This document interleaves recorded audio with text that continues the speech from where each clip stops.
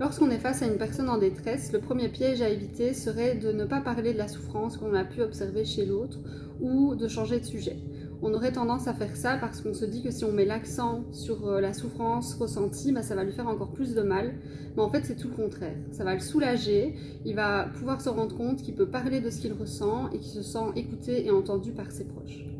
Le deuxième piège à éviter, ce serait de minimiser ou banaliser la souffrance vécue par l'autre. On pourrait faire ça pour lui montrer que finalement, ce qu'il vit n'est pas si terrible et que les choses vont finir par s'arranger.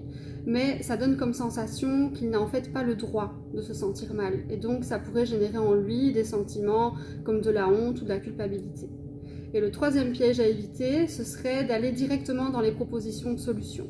Souvent, on a tendance à proposer notre petite recette de bonheur ou bien parler de notre propre situation pour montrer à l'autre que finalement les choses vont s'arranger. Mais en faisant ça, on lui montre qu'on ne l'a pas vraiment écouté et qu'on est beaucoup plus centré sur nous-mêmes.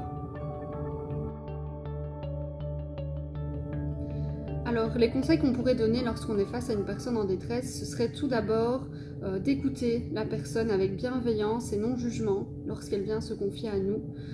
Il est vraiment important d'essayer de comprendre ce qu'elle vit et de voir ce qui est devenu intolérable pour elle et de prendre cela au sérieux. Le deuxième conseil, c'est qu'il existe en fait une fausse croyance qui nous donne l'impression qu'aborder le domaine du suicide va favoriser le passage à l'acte chez la personne, mais c'est tout le contraire. Ça va justement la soulager parce que le tabou sera enfin levé. Donc si vous remarquez que les personnes autour de vous ne sont pas bien et que vous pensez qu'elles pourraient avoir des idées suicidaires, n'hésitez pas à poser la question du suicide. Et enfin, le troisième conseil, ce serait de recréer du lien autour de ces personnes et de briser l'isolement qu'elles auraient tendance à mettre en place. Et donc, il faut vraiment les encourager, les motiver à retrouver du lien, que ce soit auprès de professionnels de la santé pour se faire aider ou auprès de leurs proches ou de leurs amis.